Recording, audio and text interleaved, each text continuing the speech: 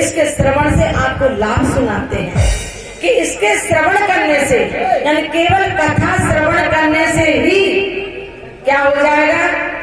परमात्मा से प्रेम। आपने भगवान को देखा है कभी? नहीं देखा ना। परमात्मा के दो स्वरूप है, निराकार और साकार। जिसको कभी देखा नहीं और उससे प्रेम कैसे हो? तो जिसको कभी देखा ना हो तो प्रेम उससे तब होगा जब आप भगवान की कथा श्रवण करोगे, जब उसके चरित्र श्रवण करोगे तो अपना प्रेम हो जाएगा।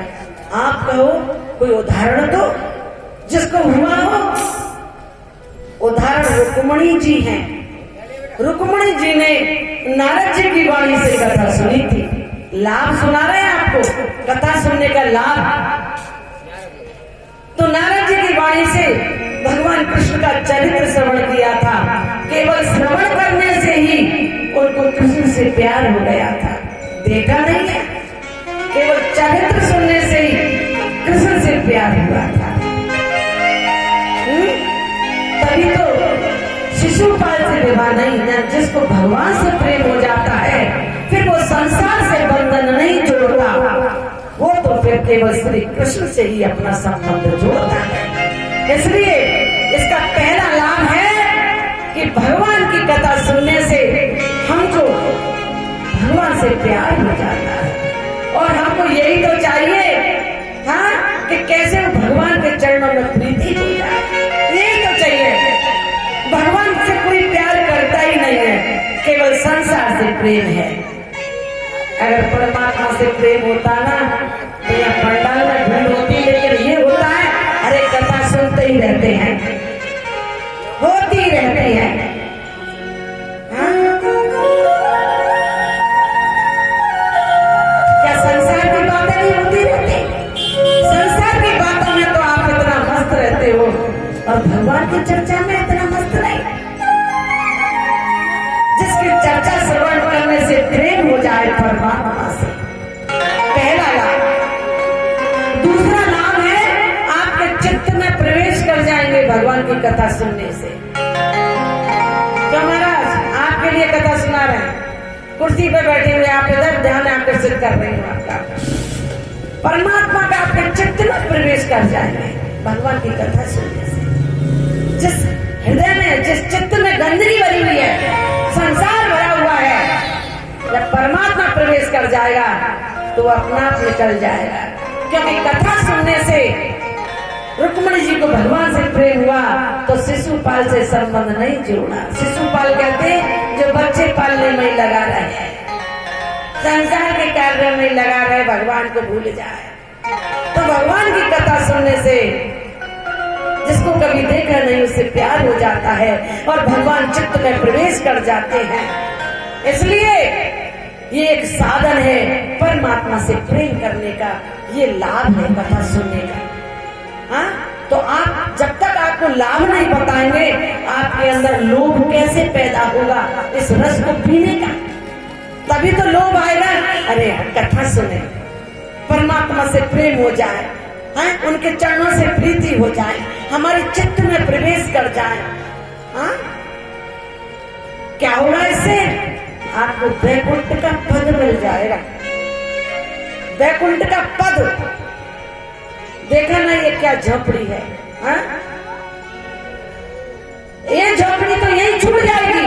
चाहे झोपड़ी हो, चाहे महल हो, चाहे कितना भी राज्य पद हो, प्रधानमंत्री का पद हो, सब यही छूट जाएगा।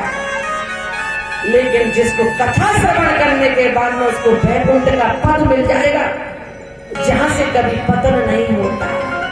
इसको तो छोड़ के जाना है, लेकिन इसको छोड़ करके ऐसी जगह जाना है जहां से कभी छोड़ना ना पड़े। ये वो पद है, वो पद दिलाने वाला है।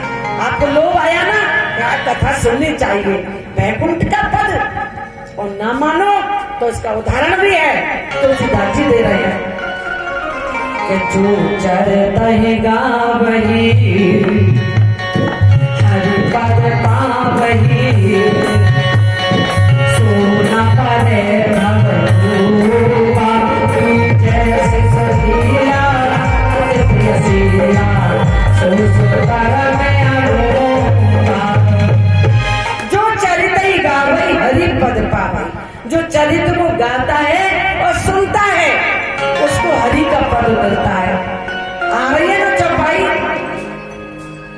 का पद, वैकुंठ का पद झोपड़ी में कैसी अशुद्ध कुछ है यहाँ? ठाकुर जी आपको वैकुंठ का पद देने आए हैं कि तुमने झोपड़ी में रह करके मेरी कथा के लिए विचार किया, चलो तुमको वैकुंठ का पद देता हूं। वैकुंठ का पद और क्या मिलेगा? कथा सुनने से भगवान की गोद। पूछो, उदाहरण दो। आपको लाभ बता रहे हैं कथा सुनने के, आप पूछ रहे हैं कि और बताइए गोद कैसे मिलेगी? उदाहरण दें, प्रहलाद को मिली कि नहीं गोद? प्रहलाद को गोद मिली कि नहीं?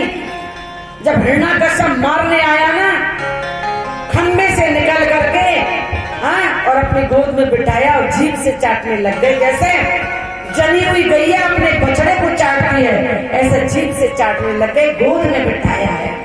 गोद में क्यों बैठे? पिता की गोद में क्यों नहीं बैठे? हिरण्याकश्यप की में भगवान की गोद। अगर भगवान की गोद चाहिए तो भगवान का कथा सुने। प्रहलाद ने गर्भ में ही कथा सुन ली थी नारद जी की वाणी से। गोद क्यों लिया गोद में? जैसे किसी के संतान नहीं है और वो कोई बच्चा गोद लेना चाहता है,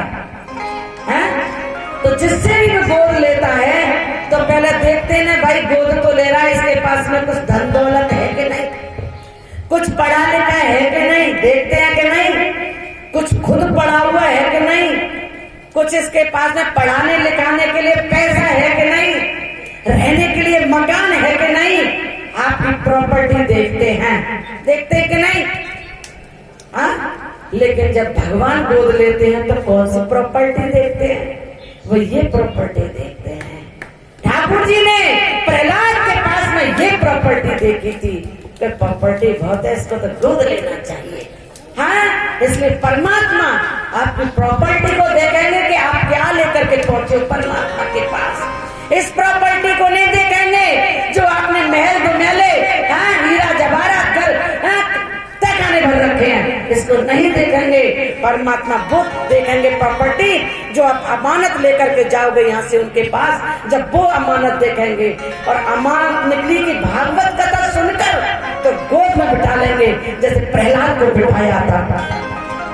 बोलो भागे के हरिलाल, आप गोद ले लिए भगवान ने, भगवान की गोद में लेंगे। लाभ आया कि नहीं लोग अपने अंदर? कथा सुननी चाहिए। लेम चूस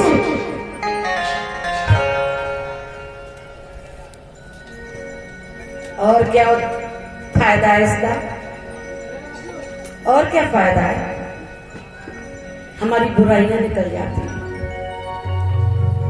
कैसी? जिनकी आदत निशाचर जैसी है। बुराइयां जैसे धुंधकारी कैसा था? जिसकी अगर नाम भी लेना तो नाम लेने से भी घृणा हो। धुंधकारी अगर वो ज्ञान का फल खा लेती, धुंधली आप ज्ञान का फल खा रही हो। जो ज्ञान का फल खा लेता है उसके प्रहलाद पैदा होता है। जो ज्ञान का फल गाय ने खाया उसके गोकर्ण पैदा होता है। धुंधली ने ज्ञान का फल नहीं खाया तो धुंधकारी पैदा हुआ। आप ज्ञान का फल खा रहे हो तो अपने बच्चों को लेकर के आओगे और ज्ञान का फल बच्चे भी खाएंगे तो वो भी प्रहलाद की तरह भागवत परायण हो जाएंगे। क्योंकि कयाधु ने नारद जी की वाणी से सत्संग सुना था तो गर्भ में ही ज्ञान हो गया था। जब गर्भ में ज्ञान हो सकता है तो क्या अपने बच्चों को लाओगे तो क्या उनको ज्ञान नहीं होगा? होगा। इसलिए अगर आप अपने बच्चों में अच्छे संस्कार देना चाहते हो, उनकी बुराई को निकालना चाहते हो, कहीं आगे चल के आपको कष्ट ना दें, तो उनको भी ज्ञान का फल खिलाओ। बोलो हर हर। जिनकी निशाचरों की सी प्रकृति है। निशाचर कैसे होते हैं कि माँ ने मात पिता नहीं देवा, साधु ने तेरा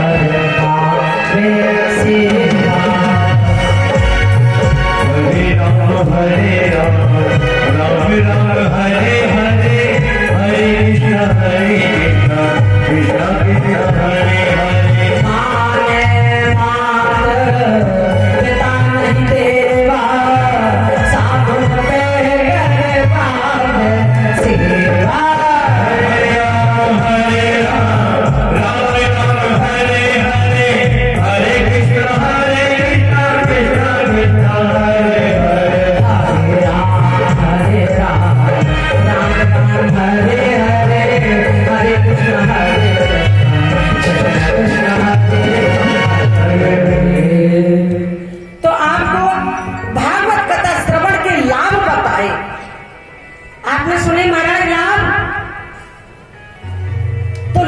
पैदा हो गया और लोभ के वशीभूत ही आप कथा सुनोगे।